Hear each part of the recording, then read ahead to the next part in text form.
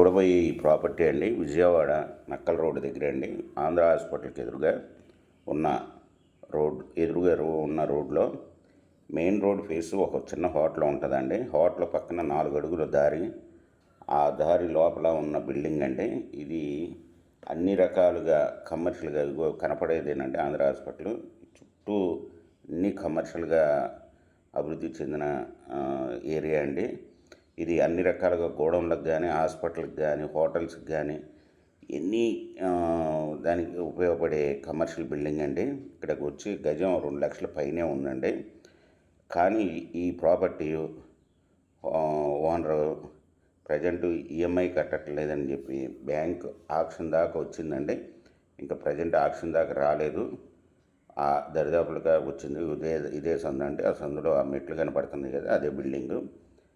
ఇది మొత్తం టోటల్ 163 గజాల ఈస్ట్ ఫేస్ దారి ఉన్న బిల్డింగ్ అండి. ఈ బిల్డింగ్ మొత్తం వచ్చి 1,10,00,000 రూపాయలకి ప్రజెంట్ వస్తుందండి.